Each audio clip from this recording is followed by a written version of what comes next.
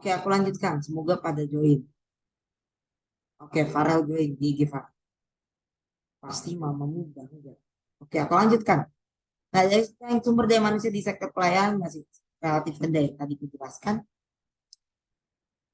Tadi itu melanjutkan yang Presiden Habibie. Aku lupa siapa Profesor Habibie. Apa sih ininya? Aku tahu nama presidennya. Cuman eh kok ketiga Habibie. Apa sih Profesor Habibie? BJ Habibie res. Ah ya BJ. Nah, BJ Habibie. Nah, beliau kan membuat ide baru yang akhirnya diadopsi di pesawat luar negeri, yaitu pokoknya yang biar anti turbulensi lah, aku lupa. Mungkin yang suka pesawat mungkin paham. Ini juga sempat disinggung oleh Kak siapa gitu yang pas bicara yang ngebahas tentang pesawat. Itu merupakan ide atau inovasi dari B.J. Habibie. Kalau memang sumber daya manusia kita seperti itu semua ya mungkin Indonesia bisa maju dengan dukungan dari sumber daya alam dan lain-lain. Terus sektor perikanan. Setelah pelayaran kita masuk ke perikanan. Potensi perikanan di Indonesia sangat besar dan sepantasnya Indonesia menjadi negara industri perikanan terbesar di Indonesia. Ini ada peta persebaran ikan di Indonesia ya.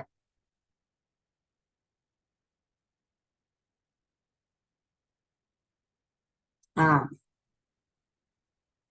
namun kontribusi sektor perikanan terhadap pendapatan nasional masih rendah. Oke, kalau gitu aku mau tidur malam, aku pengen ke FIFA dulu, ngurus Master League. Kok Master League karir, maaf, kebiasaan main PES. Oke, aku lanjutkan. Nah, terhadap pendapatan nasional masih rendah dalam sektor perikanan.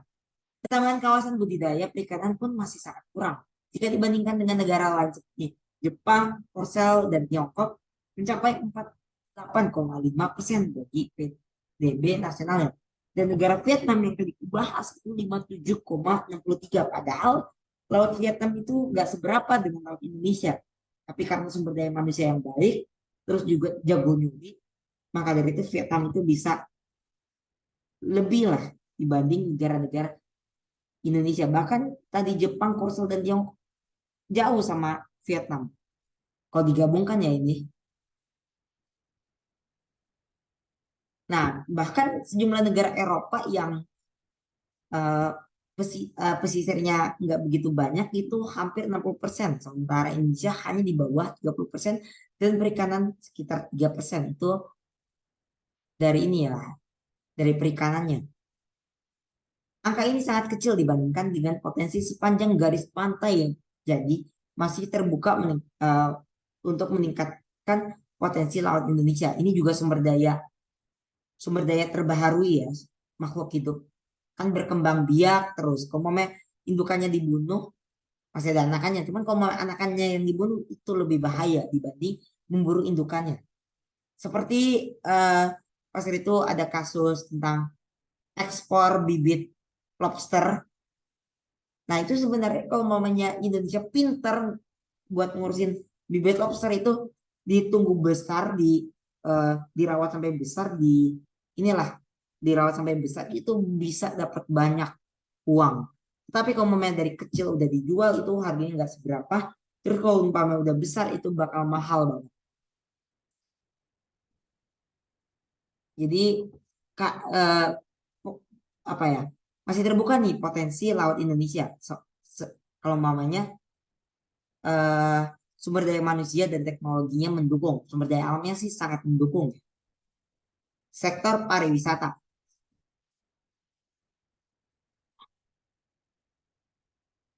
Nah, pengembangan pariwisata di Bahari diyakini dapat mempunyai efek ganda, multiplier, kayaknya salah sih. Multiplier atau apa? Player, nggak mungkin sih player.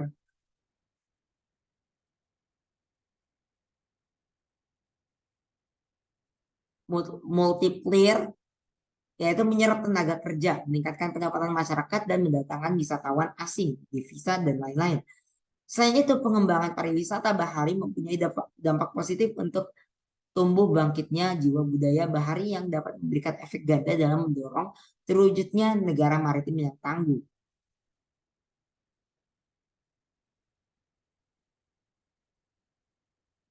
Tunggu ya, maaf, tunggu ya.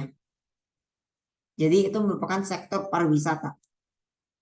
Karena sumber daya alam manusia, sumber daya alamnya udah bagus, jadinya ya sektor pariwisata sekarang udah cukup diandalkan. Pagi udah luas ya sekarang. Orang udah tahu tentang Indonesia, kekayaan alamnya. Maksudnya Indonesia terkenal akan kekayaan alamnya, maka dari itu udah tahu lah tentang sektor pariwisata.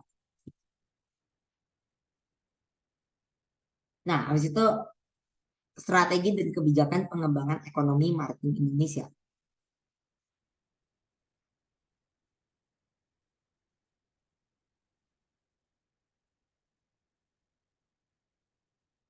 Strategi dan kebijakan pengembangan ekonomi maritim Indonesia. Kebangkitan ekonomi kelautan Indonesia ditandai dengan perubahan paradigma pembangunan nasional dari pembangunan berbasis daratan land-based based development menjadi pembangunan berbasis kelautan ocean-based development.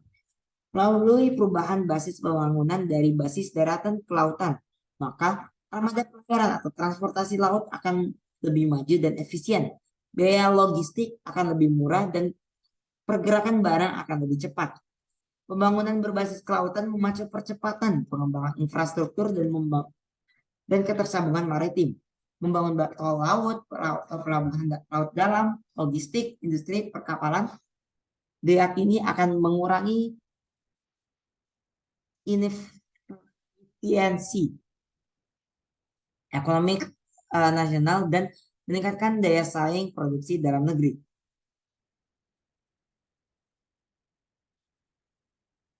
Nah, habis itu konektivitas maritim juga akan memberikan jaminan kesatuan teknologi ekonomi dan menekankan perbedaan harga serta kesenjangan ekonomi antar wilayah. Nah, ini strategi pengembangan ekonomi maritim di laut. Pokoknya memfokuskan kalau mamanya dulu itu lebih fokus ke land based atau membuat tol, jalan tol, sekarang mulai memfokuskan ke ocean based development. Jadinya dengan upaya ini diharapkan eh, ini apa meh? Diharapkan eh, supaya maaf ya, diharapkan agar perekonomian maritim dan kelautan, lebih tepatnya maritim ya, perekonomian maritim Indonesia bisa maju. Nah, bentuk kegiatan lain di bidang ekonomi maritim dalam adalah dalam menyambut ASEAN Connectivity Indonesia menyiapkan 5 pelabuhan besar. 5 pelabuhan tersebut yaitu Pelabuhan Belawan di Sumatera Utara, Pelabuhan Tanjung Priok di Jakarta, Pelabuhan Tanjung Perak di Surabaya, Pelabuhan Semayang di Balikpapan, dan Pelabuhan di Makassar. Dari 47 pelabuhan yang akan dikembangkan di ASEAN, 14 diantaranya ada di Indonesia.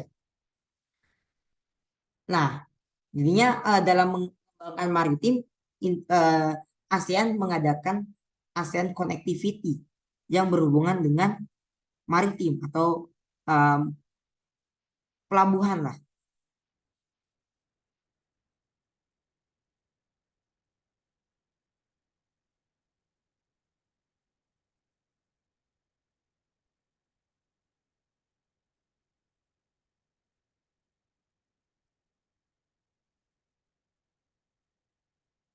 Jadi gitu.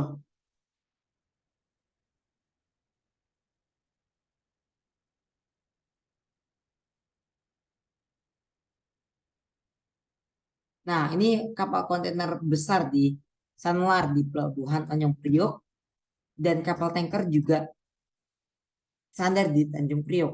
Ini merupakan kapal besar. Biasa kalau Indonesia ini kurang inilah, kurang difavoritkan atau kurang ideal atau sebenarnya ya karena pelabuhannya kurang memadai maka dari itu banyak kapal itu lebih suka atau lebih memilih bersandar di Singapura karena kecanggihan pelabuhannya.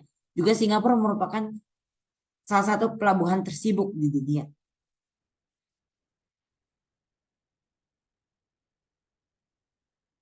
Nah, terus penguatan agrikultur di Indonesia.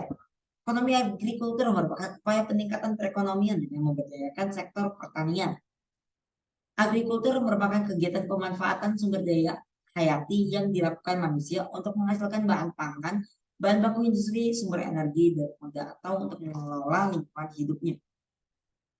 Kegiatan pemanfaatan sumber daya hayati agrikultur dipahami sebagai budidaya tanaman bercocok tanam,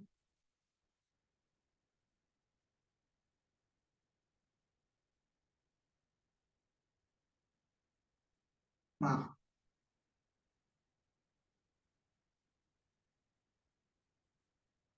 bercocok tanam atau pembesaran hewan ternak. Agrikultur dapatlah berupa pemanfaatan mikroorganisme dan bioenzim dalam pengelolaan produk lanjutan seperti pembuatan keju dan tempe, yaitu dengan fermentasi. Fermentasi itu menggunakan mikroorganisme dan bioenzim, maka terjadilah fermentasi. Contoh sektor agrikultur, pokoknya agrikultur itu yang di darat lah, pokoknya itu. Contoh sektor agrikultur yaitu kehutanan perikanan. Contoh nih tanaman pangannya, jujur nggak jelas ini gambar apaan. Nggak jelas sumpah ini gambar apaan. Iya nggak jelas banget. Iya, pokoknya ini bukan ganja ya, ini ubi, daun ubi. Terus ini bukan iya ini kentang kalau nggak salah. Terus ini apa? Pete. Bukan, kacang polong. Nggak tahu sih kacang polong atau edamame kalau nggak salah. Bukan pete ya. Terus ini itu apa ya? Aku lupa lagi. Sawi bukan. Kangkung bukan. Kalau ini apa ya? Jagung. Oh ya ini jagung. Eh, iya kan ini jagung. Terus ini apa? Singkong ya? Atau apa? Ini singkong itu kan. Oh ya ini daun singkong. Eh, daun ubi, daun singkong. Yang ini nih, dua ini. Aku lupa nih. Sama tiga ini. Ini jagung kalau nggak salah. Terus ini apa? Oh Allah, Bu. Ini ngop ngopas image yang udah dikopas dalam satu PDF. Terus dikopas lagi. Sangat berkultur. Oke. Yang penting kita menghargai ya PPT. Yang penting udah di-share aja PPT sama Bu Sijo. Bersyukur. Nah, terus tanaman atau pangan dengan perkebunan. Ternakan. Ada sapi, kambing, ayam, ayam bertelur, ayam lagi, sama bebek. Nah, ini kita lihat ini ada, aku lupa ini biji apa. Kalau nggak salah ini lada, terus ini ketumbar. Aku lupa sih ketumbar atau apa.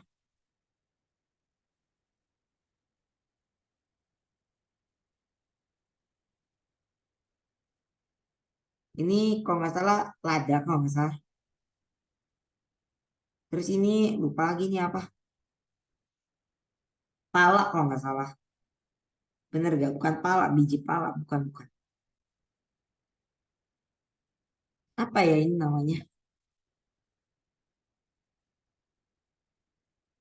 Aku lupa ini apaan. Ada yang ingat gak?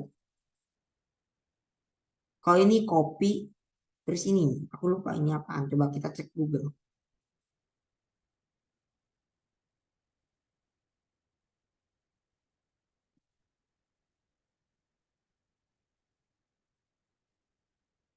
Nah, ini itu namanya cengkeh. Nah, cengkeh. Cengkeh ini banyak diberdaya di daerah Sulawesi lah. Eh, Sumatera, Sulawesi, pokoknya sekitaran situ.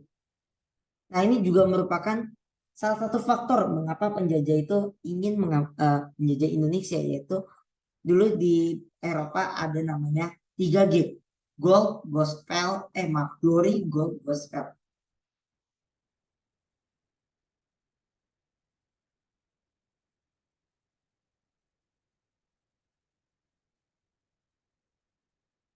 Itu. Maka karena ada salah satunya yaitu gold, gold itu rempah-rempah, terutama karena Indonesia kaya akan rempah-rempah dan di sana minim atau minim sumber daya alam. Jadi karena minim sumber daya alam mereka mikir tuh gimana dan akhirnya mereka menjadi negara maju. Walaupun ya salah, caranya salah. Nah, terus tanaman pangan, produk agrikultur yang mencakup padi, jagung, singkong, kentang, ubi jalar, sayur-sayuran, buah-buahan, dan seluruh produk olahan tanaman pangan. Perkebunan yang mencakup perkebunan teh, kopi, coklat, kelapa sawit, karet, tebu, dan seluruh produk olahan perkebunan. Kehutanan mencakup kayu, madu, gaharu, rotan, dan seluruh produk olahan hutan.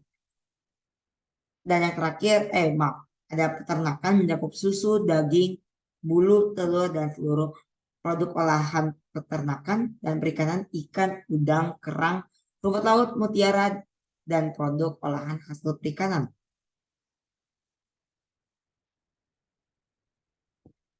Nah, ini teh ya. Dukungan pemerintah dalam pengembangan agrikultur berupa pemberian subsidi pupuk dan benih melalui dukungan tersebut. Faktor produksi dapat ditekan sehingga harga jual produk dapat bersaing namun terjangkau. Ini juga dibatasi oleh YLKI, Yayasan Lembaga, lupa sih aku, konsumsi atau apa YLKI. Yang jelas bukan Argo Wilis. Nah, Indonesian Consumer ini ya Yayasan Lembaga Konsumen Indonesia, iya betul. Diatur oleh YLKI. Faktor produksi ditekan sehingga nah, pemerintah juga selalu mengawasi harga produk pertanian dengan tujuan melindungi petani apabila harga barang terlalu rendah dan melindungi konsumen bila harga barang terlalu tinggi. Ini ada hubungannya dengan hukum sosialis. Walaupun Indonesia merupakan negara kapitalis, tetapi Indonesia juga menganut sebenarnya Indonesia Pancasila, tetapi Pancasila itu ya dicampur atau pokoknya untuk sila kelima kesejahteraan sosial bagi seluruh rakyat Indonesia. Ya kalau di pelajaran PPKN mengacu kepada hukum komunisme, yaitu adil, keadilan sosial bagi seluruh rakyat Indonesia. Begitu.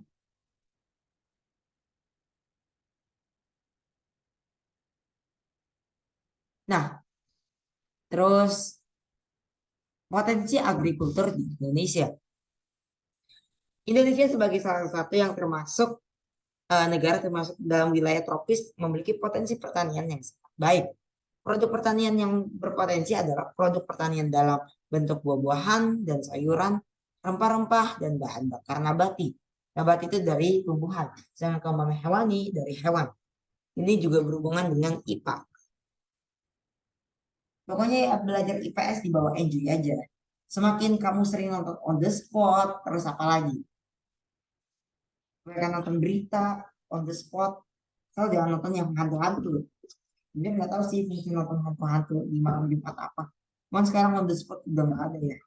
Aku udah nggak tahu sih sekarang on the spot masih ada apa enggak. Pokoknya ya untuk IPS, terus IPU, IPU, IPU kalau mamanya di lomba pramuka ada PUPK, salah satu mata cabang lomba PUPK itu ada IPU, ilmu pengetahuan umum biasanya tentang kayak mamanya maskapai penerbangan suatu negara ini, terus danau terbesar di dunia atau air terjun di dunia itu pasti ada. Makanya nonton on the spot. Gas bercanda. Iya, on the spot Trans 7.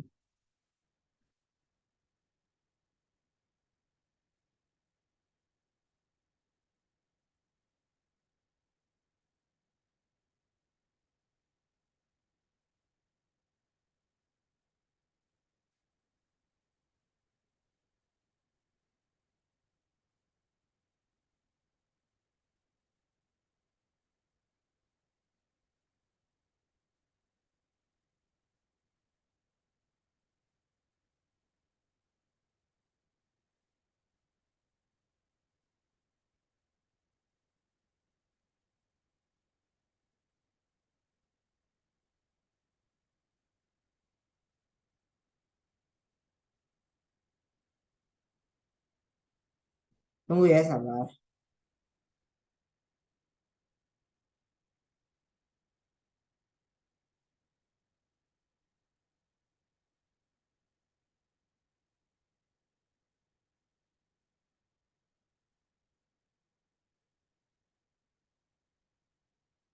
Pokoknya begitu ya. Terus potensi agrikultur Indonesia itu sebagai ini produk pertanian yaitu terus sektor pertanian di Indonesia merupakan kontributor besar dalam pendapatan nasional. Jadi sebenarnya walaupun Indonesia kayak akan laut, cuman yang paling besar ini ya agrikultur dalam pertanian. Dalam pendapatan nasional, penyerapan tenaga kerja, kerja, penyediaan pangan dan penyediaan bahan baku industri. Terus peran agrikultur. Nah, ini tanaman ikan.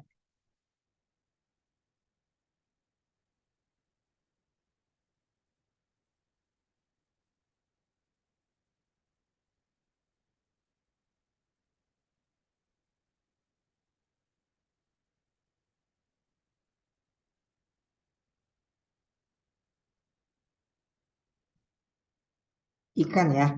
Kok ikan lagi, maaf. Ini coklat. Kalau mama tadi kopi itu bulat-bulat, terus dikeringkan maka jadi biji kopi. Ini coklat. Coklat dikupas, terus diolah. Aku lupa diapain, dikeringkan. Kalau nggak salah juga. Pokoknya dalam tumbuhan coklat itu warnanya putih. Coba ya kita cek isi buah coklat mentah.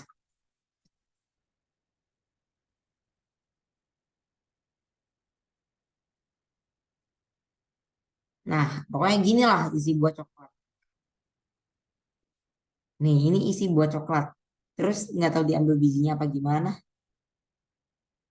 Oh, kayaknya diambil bijinya deh. Dari putih-putih ini diambil bijinya, biji kakao.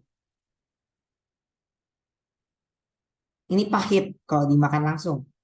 Terus juga ya, emang pahit bijinya. Maka dari itu diolah, terus juga dikasih setidaknya ya kasih gula supaya manis. Mau liatin dia pun juga nggak bakal manis karena ya memang pada dasarnya udah pahit ini coklat. Mau pakai teori ngeliatin kamu pun juga manis ya nggak bakal bisa untuk realis ya. Cuman ya itu kan pemikiran realis ya. Cuman ya kalau mamanya memang kita pikir-pikirin kalau memang dia manis ya bisa aja. Oke, aku lanjutkan. Ya, tapi memang sih manis. Oke, aku lanjutkan. Peran agrikultur di Indonesia. Pertanian atau agrikultur merupakan sektor primer dalam perekonomian Indonesia. Sektor ini ya penting untuk menyumbang hampir setengah dari perekonomian. Agrikultur juga berperan sebagai penghasil devisa negara melalui ekspor. Pembangunan agrikultur atau pertanian di Indonesia mempunyai peranan penting. Yang pertama, potensi sumber daya alam yang besar dan beragam. Yang kedua, pangsa terhadap pendapatan nasional yang cukup besar. Yang ketiga, besarnya pangsa terhadap ekspor nasional. Yang keempat, besarnya penduduk Indonesia yang menggantungkan hidupnya pada sektor ini. Yang kelima, peranannya dalam penyediaan pangan masyarakat menjadi basis pertumbuhan di pedesaan. Terus hambatan pengembangan agrikultur di Indonesia yang pertama, penggunaan teknologi masih sederhana. Terus kalau usaha pertanian pada umumnya masih relatif rendah karena biasa bersifat kekeluargaan, jadinya ya yang penting buat makan keluarga dulu lah, bukan buat dijual. Terus akses terhadap kredit, teknologi dan pasar rendah pada umumnya berusaha dengan tenaga kerja keluarga, ya modal terbatas sangat dipengaruhi oleh musim, alih fungsi lahan menjadi lahan non pertanian, kurangnya penyediaan benih dan yang mutu bagi petani, pasar hasil pertanian sebagian besar dikuasai oleh pedagang besar sehingga akan merugikan petani. Nah, inilah hukum kapitalisme.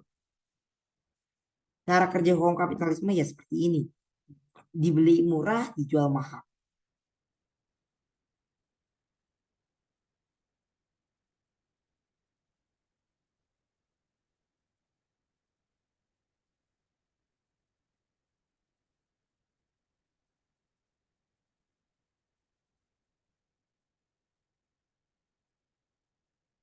Jadi gitu, hambatan pengembangan agrikultur.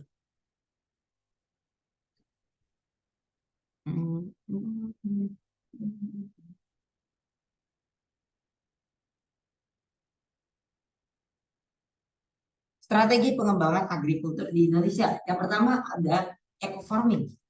Peningkatan sistem budidaya di sektor pertanian terintegritas dengan kearifan lokal di setiap daerah yang contohnya terasering di ini di Bali itu disebutnya kabak atau apa gitu. Kayak belakangnya kak. Nah, kabak kalau nggak salah.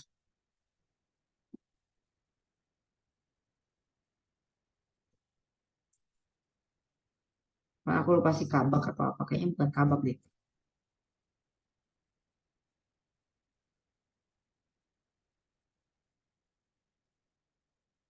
Apa sih?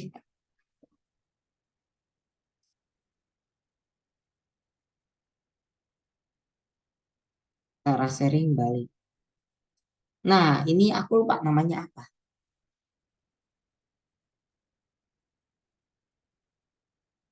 Ini merupakan namanya itu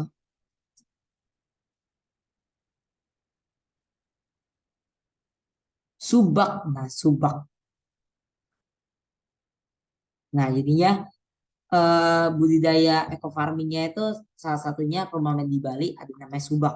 Terus distribusi pupuk secara merata, perbaikan irigasi, melakukan pengembangan dan perbaikan sarana pendukung sektor pertanian, pembukaan lahan baru sebagai tempat yang dapat membuka lapangan pekerjaan baru, meningkatkan mutu sumber daya manusia yang mampu memberikan konsultasi dan meningkatkan produktivitas. Yang ketujuh dan yang terakhir adalah menerapkan sarana prasarana pendukung bagi sektor lainnya seperti jalan, pelabuhan, listrik. Hal ini yang dapat mempermudah distribusi hasil panen serta distribusi faktor produksi. Oke, terima kasih. Wah, ternyata kalau Mama mau bisa ini ya ada ini juga, apa meh?